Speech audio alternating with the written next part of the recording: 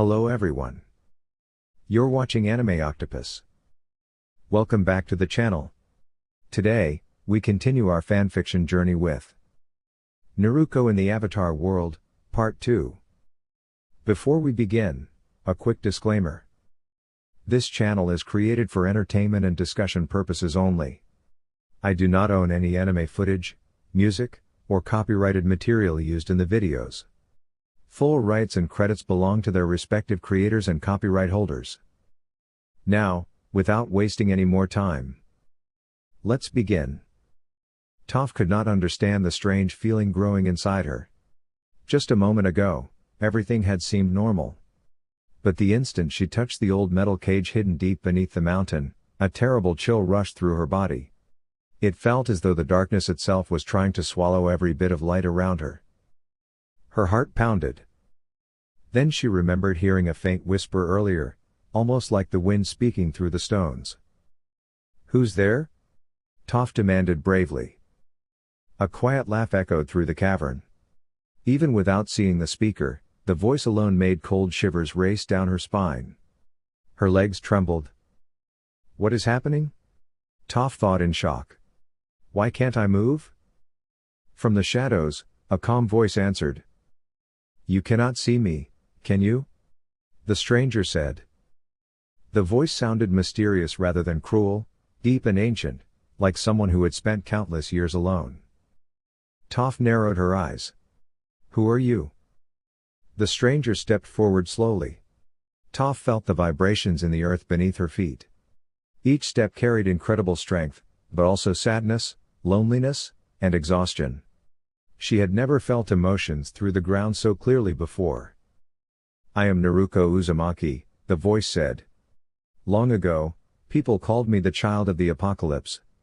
I came from an age that the world has forgotten." Toph frowned. "That sounds made up." To her surprise, Naruko laughed softly. "Maybe it does," she admitted. As Naruko walked closer, Toph suddenly stumbled backward and fell onto the rocky floor. Her breathing quickened. Strange visions filled her mind like storm clouds, endless battles, broken cities, and a lonely girl carrying the weight of the world on her shoulders. But mixed within those images was something unexpected. Pain. Not physical pain, but the sadness of someone who had been alone for far too long. Toph slowly pushed herself up. "You're not trying to hurt me, are you?" Naruko became quiet. For a long moment, only the dripping of water echoed through the cavern. Finally, Naruko spoke again, her voice softer than before. "A long time ago, people feared me because of my power. They sealed me away inside this cage. Centuries passed, and eventually everyone forgot I was even here." Toph listened carefully. Through the earth beneath her hands, she could feel the truth in Naruko's heartbeat. "You've been alone this whole time?" Toph asked quietly.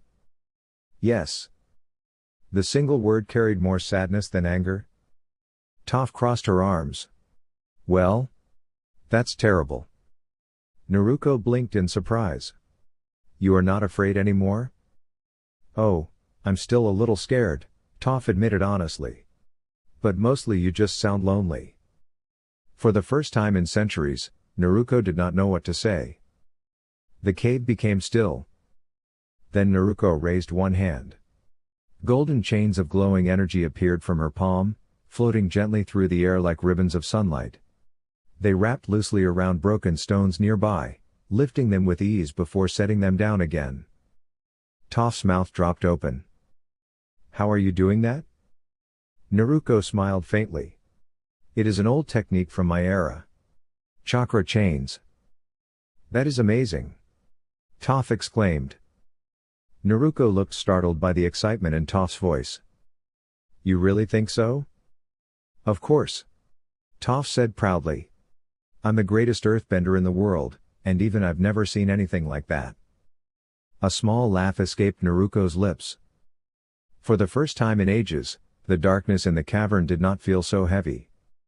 Toph sat cross-legged on the ground. "So what now?" Naruko looked toward the cave entrance where sunlight barely reached the stone floor. "I do not know," she admitted. The world I knew is gone. Toph grinned. Then I guess you'll just have to learn about this one. Naruko stared at her in surprise. You would help me? Sure, Toph replied casually. Someone's gotta show you around. Besides, if you're really from some ancient forgotten era, you probably don't even know what a satomobile is. Naruko tilted her head. A what? Toph burst into laughter.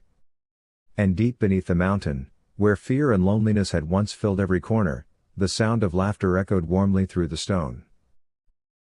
Naruko gave a calm sigh as the glowing chains around Toph shimmered softly in the moonlight. Instead of tightening painfully, they simply held the earthbender in place like gentle bands of light. It's no use trying to break them, Naruko explained quietly. These chains can calm both chakra and chi, but I'm not using them to hurt you. I only want to understand what kind of person you are. Her bright blue eyes slowly changed into the mysterious Rinnegan, glowing like ripples across a peaceful lake. Toph stiffened in surprise as Naruko carefully placed a hand above her head. Warm energy flowed between them, carrying faint memories and emotions like pages drifting through the wind. After a moment, Naruko lowered her hand and looked thoughtful. So you come from a wealthy family, she said softly. But deep down, you don't want to spend your life hidden away. Your parents care about you, but they're so afraid of losing you that they've built walls around your world. The Badger Moles taught you something important: strength isn't about being protected all the time. It's about trusting yourself. Toph's eyes widened. She was usually excellent at hiding her true feelings behind the act of a quiet, helpless noble girl. Yet somehow, Naruko had understood her almost immediately. How did you know all that? Toph asked cautiously. Naruko knelt beside a smooth stone and rolled it thoughtfully between her fingers. My eyes are special, she explained. They're called the Rinnegan, a gift passed down through ancient legends. They allow me to sense emotions, memories, and the truth hidden in people's hearts. But just because I can see those things doesn't mean I want to control anyone. The wind rustled through the trees as Naruko's expression softened. I know what it feels like to be lonely, she admitted quietly. I know what it feels like when people decide who you should be before you even get the chance to choose for yourself. Toph relaxed slightly, though she still crossed her arms stubbornly. So what now? She asked. You going to lecture me about destiny or something? Naruko laughed gently. No. I was actually going to offer you a choice. With a flick of her hand, the glowing chains faded away completely. Toph blinked in surprise as she regained her freedom. You're one of the most talented earthbenders I've ever met, Naruko continued. Not because you're powerful, but because you listen to the world around you in a way nobody else can. You understand the earth like it's speaking directly to you. Toph rubbed the back of her neck, embarrassed by the praise. You really mean that? I do, Naruko replied with a smile. And I think someone like you deserves the freedom to explore the world, make friends, and decide her own future. Toph stood silently for a moment, feeling the vibrations beneath her feet. Naruko's heartbeat was steady and sincere. For all her strange powers and mysterious eyes, she wasn't lying. So, Naruko asked, what do you want?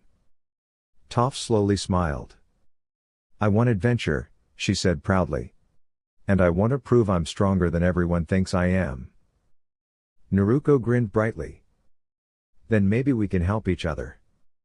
Above them, the stars sparkled peacefully across the night sky as two very different girls began the first steps of an unexpected friendship. Naruko studied Toph carefully from inside the sturdy metal cage. The young ninja's bright blue eyes held curiosity rather than anger, and her whisker-like marks twitched slightly as she smiled. Toph crossed her arms and stomped her foot. Two tall pillars of earth burst from the ground and crashed together where Naruko stood. Dust filled the air. But instead of hearing a cry of pain, Toph heard the sharp crack of stone breaking apart. When the dust settled, Naruko stood calmly beside the shattered rocks, brushing a little dirt from her orange sleeve. She looked genuinely impressed. You really are amazing, Naruko said warmly. I've traveled through many places and met talented earthbenders before, but your skills are special. The way you move the earth feels natural, almost like the mountains themselves are listening to you. Toph frowned, though she secretly liked the compliment. Why should I trust anything you say? She demanded. Naruko leaned against the broken cage thoughtfully. You don't have to trust me right away, she replied. Trust is something people earn. But I do want to ask you something important. She gently placed a hand on the bent metal bars. What do you want for yourself, Toph Beifong? Not what your parents want. Not what other people expect. What makes you happy? Toph stayed silent. Naruko continued in a softer voice, you're strong, brave, and smart. But sometimes people only see what they expect to see. They try to protect you so much that they forget to listen to you. Toph's expression shifted slightly. No one usually spoke to her like that. Naruko stepped out from the remains of the cage and looked up at the open sky. Sunlight poured into the courtyard, warm and golden. When I was younger, Naruko said, people tried to decide my future too. They thought they knew who I should be. But I learned something important. Freedom isn't about running away from people. It's about finding the courage to choose your own path kindly and honestly. Toph tilted her head. And what if people won't let you choose? Then you keep trying, Naruko answered with a grin. One small step at a time. Sometimes the bravest thing a person can do is speak up and say, this is who I am. A quiet breeze passed between them. For the first time in a long while, Toph felt as though someone truly understood her. Naruko smiled brightly and held out her hand. You don't have to decide everything today. But whatever path you choose, it should be your choice. Toph hesitated for a moment before giving a small smirk. You talk a lot, she muttered. Naruko laughed cheerfully. Yeah, I've been told that before. And beneath the wide open sky, the two girls stood together, not as enemies, but as new friends ready to discover the world in their own way. Naruko watched Toph carefully as the young earthbender stood quietly beside the garden wall, gently tossing a small pebble into the air and catching it again. The evening breeze carried the scent of flowers across the courtyard, and for a long moment neither of them spoke. Leaving? Toph asked again. Where are we going? Naruko smiled softly. Her bright blue eyes no longer held the cold look they once had deep inside the cave. Instead, there was curiosity there, and something calmer. We're going somewhere new, she said. Somewhere you can learn about the world for yourself instead of hearing stories about it from behind walls. Toph crossed her arms. That sounds nice and all, but you still haven't explained much about yourself. Naruko rubbed the back of her head sheepishly. Yeah. I guess I haven't. The blonde traveler sat down on the stone steps nearby and looked up at the sky, where the first stars were beginning to appear. A long time ago, Naruko began, I spent most of my life alone. I thought being powerful meant never needing anyone else. I traveled from place to place trying to prove I could control everything around me. Toph listened carefully. But after waking up in this era, Naruko continued, I realized something important. A world ruled by fear would only become lonely and quiet. That isn't the kind of world I want anymore. Toph blinked in surprise. So? What do you want? Naruko looked toward her and grinned warmly. I want adventure. I want friends. I want to see every ocean, every mountain, and every strange little food stand this world has hiding somewhere. Toph let out a small laugh. That last one sounded pretty serious. It is serious, Naruko said proudly. Good food is important. The two girls laughed together. Behind them, the doors of the Beifong mansion slowly opened. Lao and Poppy stepped outside, both looking worried but calmer than before. Naruko had spoken honestly with them after Toph left the room, and while the conversation had been tense, they had finally listened. Poppy walked toward her daughter first and gently placed a hand on Toph's shoulder. You really wish to travel? She asked quietly. Toph nodded. I do. Lao sighed deeply. The world outside can be difficult. I know, Toph replied. But I can't stay hidden forever. The older man was silent for several seconds before finally giving a reluctant nod. Then promise you'll write to us. Toph smiled. I promise. Poppy then turned to Naruko. Please take care of her. Naruko placed a hand over her heart dramatically. You have my word.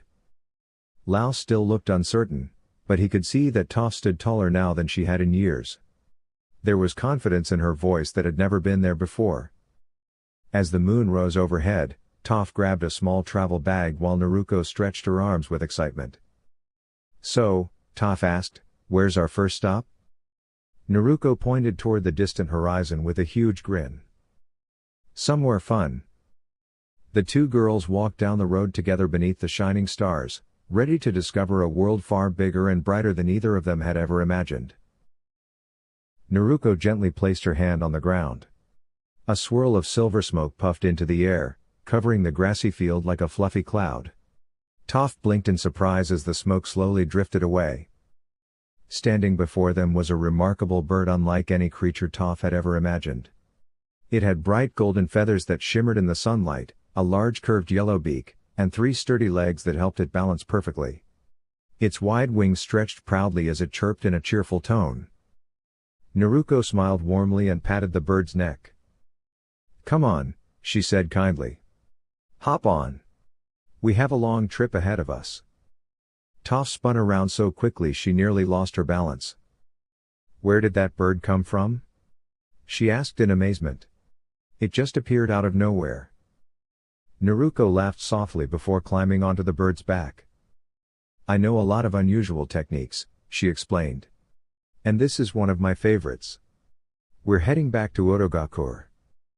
Toph carefully climbed up behind her and held onto Naruko's cloak as the giant bird flapped its wings and rose into the sky. Cool wind brushed against their faces while clouds drifted peacefully overhead. What's Otogakure? Toph asked curiously. Naruko's bright blue eyes sparkled. It's a hidden village where people can start over and discover who they truly want to be, she said proudly. A place where everyone is welcome, no matter where they come from. Toph smiled a little at that. That sounds nice. For a moment, neither of them spoke. The bird soared above forests, rivers, and rolling hills painted gold by the afternoon sun. After a while, Toph glanced at Naruko. You've been through a lot, haven't you? Naruko grew quiet. She remembered lonely nights sitting by herself while storms rattled the windows. She remembered feeling hurt and misunderstood when people judged others too quickly. There had once been a girl named Kin who had been kind to Naruko when few others were. When Kin disappeared from the village, many people spoke harshly about her without knowing the whole story. Back then, Naruko had carried anger deep inside her heart. But over time, she learned something important. Holding on to anger only made the world feel colder. Naruko looked toward the horizon where the sunlight painted the clouds orange and pink. I used to think being strong meant never forgiving anyone, she admitted quietly. But I learned that real strength is helping people instead of pushing them away. Toph listened carefully. So that's what you're doing in Otogakure? Naruko nodded. We grow food together, teach children, care for injured animals, and help travelers who have nowhere else to go. I want it to be a place filled with hope. Toph grinned. That actually sounds amazing. Naruko laughed. You should see the festival nights. We hang lanterns everywhere, and the whole village glows like the stars. The giant bird gave a happy chirp as if agreeing with her. As the sun slowly began to set, the rooftops of Otogakure appeared in the distance surrounded by green hills and sparkling rivers. Tiny lanterns already flickered along the streets below. Toph leaned forward excitedly. Whoa! It's beautiful. Naruko smiled proudly as the wind danced through her golden hair. Welcome to Otogakure, she said. A village where every new day can become a better one. Naruko, Naruko. Hey, sleepyhead! Exclaimed Toph as she gently tapped the blonde ninja on the shoulder again and again. For nearly 25 minutes, Naruko had been staring quietly at the clouds, completely lost in thought, and Toph was beginning to feel impatient. Naruko blinked and shook her head before letting out a long sigh. "What is it?" she asked softly while looking down at the tiny villages and rivers far below them. Toph crossed her arms with a grumble. "I've been calling your name forever, you goofball.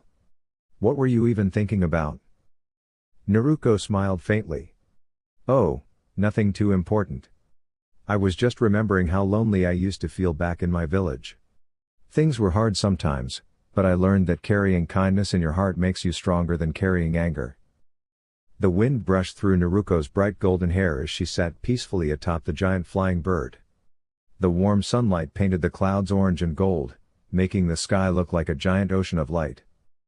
Toph huffed, though a tiny smile appeared on her face. "Well, as long as you're not planning to fall asleep up here. If we get lost, I'm blaming you." Naruko laughed warmly. "Don't worry, Toph. I know exactly where we're going." "And where's that?" Toph asked curiously. Naruko pointed toward the horizon where tall green mountains rose above the clouds. "There's supposed to be a hidden festival village beyond those peaks. They hold a lantern celebration every summer night. Everyone writes wishes on glowing lanterns and sends them into the sky." The giant bird flapped its wings steadily as they soared across the evening sky together. Below them, forests shimmered like emerald seas, and rivers twisted like silver ribbons through the land. For a while, neither of them spoke. They simply enjoyed the cool breeze and the peaceful journey.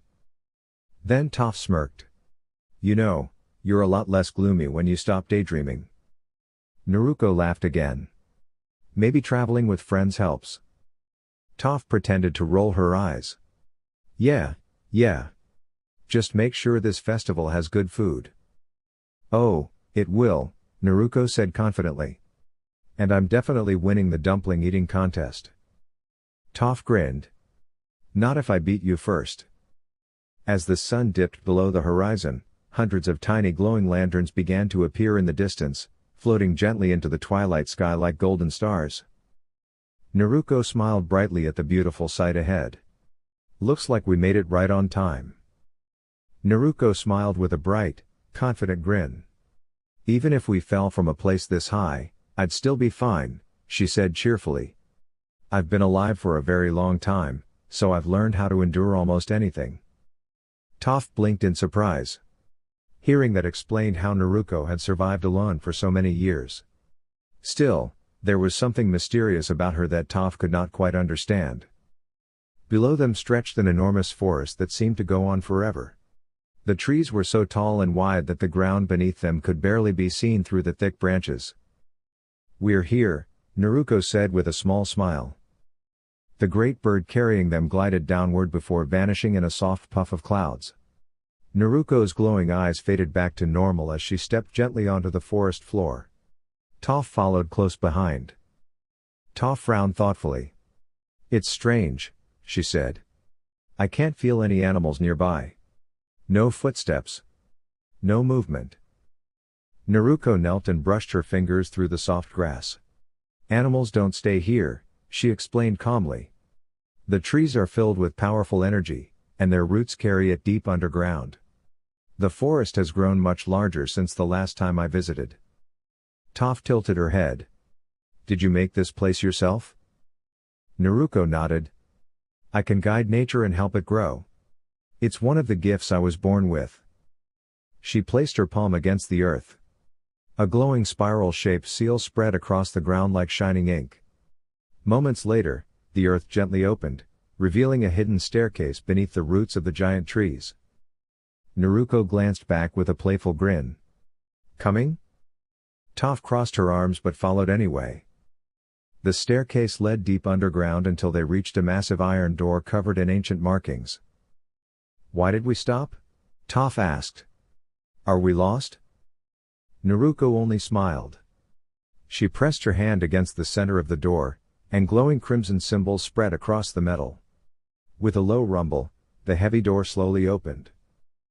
Beyond it stood a hidden village tucked beneath the forest itself. Warm lanterns glowed along stone pathways.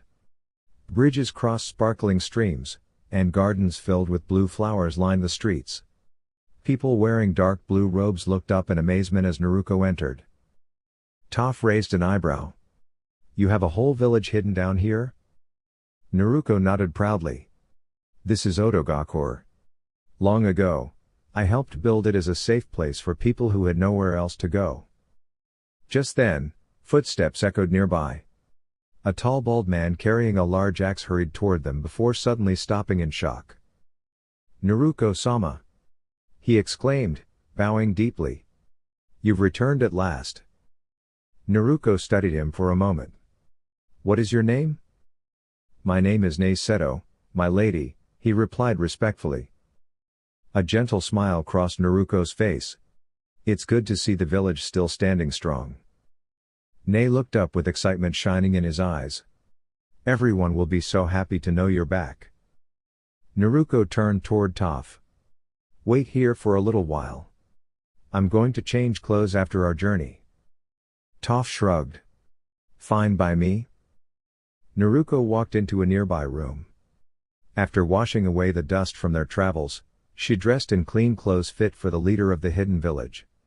She wore a black and gray traveling gi with the Uzumaki spiral stitched proudly on the back, along with sturdy boots and a flowing dark cloak. 2 beautifully crafted swords rested at her side, though they remained peacefully sheathed. When she stepped back into the throne hall, the villagers bowed respectfully. Naruko looked around warmly. "You've all worked hard while I was away," she said kindly. "Otogakure has grown beautifully." The people smiled proudly. "This world still has many problems," Naruko continued. "Many nations argue and struggle because they stop listening to one another. But I believe things can change." The room grew quiet as everyone listened carefully. "I don't want fear to rule the world," she said. "I want to build a place where people from every nation can feel safe and welcome. A place where strength is used to protect others, not control them." Toph glanced at Naruko in surprise. The fierce and mysterious girl she had met earlier suddenly sounded thoughtful and hopeful. Naruko smiled softly. "Send word to our friends in the other villages. Tell them Otogakure stands ready to help anyone in need." Cheers filled the hall, not with fear or anger, but with excitement and hope for the future. The next morning, Naruko and Toph arrived on the shores of Kyoshi Island. Ocean waves rolled gently against the sand as seabirds circled overhead. Naruko admired the towering statue nearby. "The craftsmanship is incredible," she said sincerely. "Whoever built this cared deeply about protecting their people." Toph smirked. "That's Avatar Kyoshi for you." Before long, several Kyoshi warriors approached carefully with their fans raised. "Halt!" one warrior called firmly. "State your business on Kyoshi Island." Naruko stepped forward politely and bowed her head. "My name is Naruko Uzumaki," she said calmly. "We've come peacefully and would like permission to visit your island." The warriors exchanged cautious looks before lowering their fans. "You may enter," the leader said at last. "But please respect our home and our traditions." Naruko smiled warmly. "Of course. Thank you." As they walked toward the village, Toph glanced sideways at her companion. "You know," Toph muttered, "for someone who acts mysterious all the time, you're actually not so bad." Naruko laughed softly. "I'll take that as a compliment." Naruko's comrade stared in shock, tears filling her eyes. "You monster!" the girl cried, her voice trembling with anger and fear. Before she could rush forward, she suddenly gasped. A blade had pierced her cloak, stopping just short of harming her. She looked down in confusion, unable to understand how the stranger had moved so quickly. It was as though he had crossed the distance without taking a single step. Only one kind of person in the stories could move like that. "The Avatar," she whispered. The mysterious traveler calmly pulled the blade away, leaving only a torn piece of fabric behind. Before anyone could react, an iron fan flew through the air and struck him squarely on the forehead. "That was for Sia and Kara!" shouted Suki fiercely. Toph clenched her fists, her emotions boiling over. The ground trembled as several tall earth spikes burst upward around the stranger, trapping him in a ring of stone. For a moment, silence filled the air. Then the traveler clicked his tongue in annoyance. "I already told you," said Naruko calmly, "I can't be stopped that easily." To everyone's amazement, the small cut on her forehead slowly faded away. She gently removed the iron fan and brushed the dust from her sleeve as though nothing had happened. Suki and Toph stared wide-eyed. Naruko's strange purple eyes began to glow softly. "Jump gate of space," she said quietly. The wind around them swirled. Leaves rose from the ground and spun through the air like tiny dancers. For a brief instant, everything seemed to move backward. The fan returned to Naruko's hand before she lightly tossed it back toward Suki. This time, instead of attacking, Naruko stretched out her hand peacefully. A gentle force pulled Suki forward until she stood face to face with her.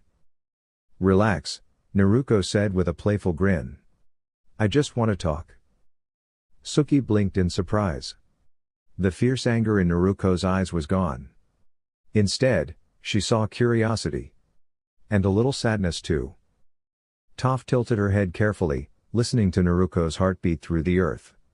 It sounded calm. Very calm. Finally, Naruko let go and stepped back. "You're brave," she admitted. "Most people would have run away by now." Suki rubbed her throat nervously but stood tall. "We protect our friends," she replied. For the first time that day, Naruko smiled warmly. "Good," she said. "Because I think we might need each other." Dear YouTube family, this is all for now. Please like, share, and subscribe to my channel. Thank you for watching and supporting the journey. More amazing content is on the way. Regards, Anime Octopus.